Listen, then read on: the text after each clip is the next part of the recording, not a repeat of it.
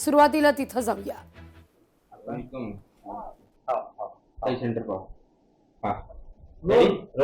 Harshjit देशमुखनं statement दिलेलं आहे. आता काल जे तुम्ही संशय व्यक्त केला होता की त्यांनी आरोप केले की मला उलट संशय येतोय की मॅनेज कोण झाले, म्हणजे नाव न घेता ते तुमच्यावरच ते आरोप करताय की तुम्हीच भाजप सोबत मॅनेज आहात म्हणून. असं आहे, उलटा चोर कोतवाल को डाटे.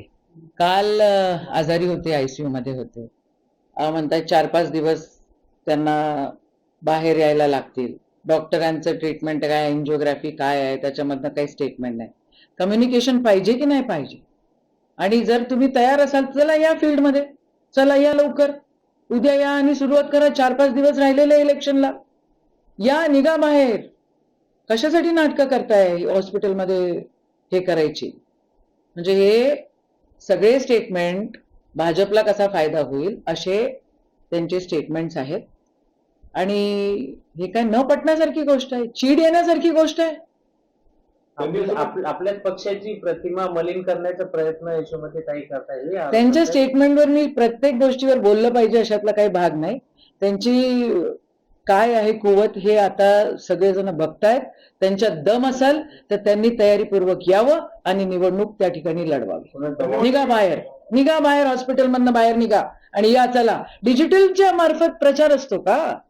प्रचार असतो का? हे तर बालिशपणा आहे ना. कसलं डिजिटल? व्यक्तिगत आम्ही त्यांना 77 आमचे जे उमेदवार होते काँग्रेसचे, त्यांच्यासोबत भेट घालून दिलेली होती. स्थानिक उमेदवारावर त्या ठिकाणी जो काही रोष होता तो आहेच. आणि आम्ही त्यांना पूर्णपणे सगळेजण, जिल्हाध्यक्ष असो, शहरचे अध्यक्ष असो, विरोधी पक्ष नेता असो, महानगरपालिकेचे, आम्ही सगळेजण मिळून त्यांना हिंमत देत होतो.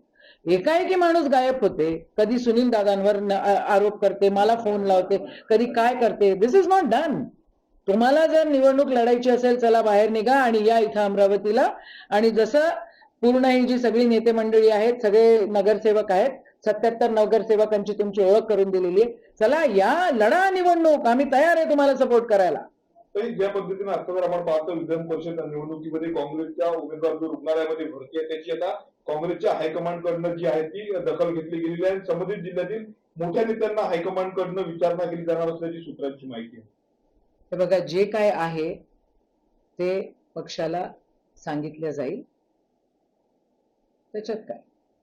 दुसरीकडे जर आपण पाहतो तुमच्यावर देखील जबाबदारी निरीक्षक म्हणून या संपूर्ण अमरावती विधान परिषद निवडणुकीची होती आणि त्या संदर्भात हायकमांड कडनं देखील जिल्ह्यातील जे काही निवडणुकीचे नेते त्यांना विचारणा होणार. बघा, असं आहे, तुम्ही आम्हाला लोकसभा निवडणुकीमध्ये पाहिलं, आम्ही जबाबदारी घेतली, आम्ही लढवली. आता ही निवडणूक जो उमेदवार आहे तो या ठिकाणी उपस्थित तर पाहिजे निदान. जबाबदारी घ्यायला त्यांनी दिली आहे जबाबदारी, तर आम्ही घेतली. माझं आणि हर्षवर्धन सपकाळांचं काहीच कम्युनिकेशन नव्हतं, तरी त्यांनी पत्रक काढलं, आम्ही आलो ताबडतोब इथे. ही जी उमेदवारी देण्यात आलेली आहे या उमेदवारीवर सपकाळांनी जी आहे ती नाराजी व्यक्त केल्याचं बोललं जाते, म्हणजे प्रदेशाध्यक्षांनी नाराजी. आता बघा त्यांचं काय म्हणणं आहे ते त्यांचं त्यांना माहिती, मला तर काही कल्पना नाही त्यांच्या. पण आता I think this is done, it is over. झालं, संपला तुमचा विषय, संपला ना. किती बाईट घेणार? कशासाठी तू एवढे सगळे विचारतोय मला प्रश्न?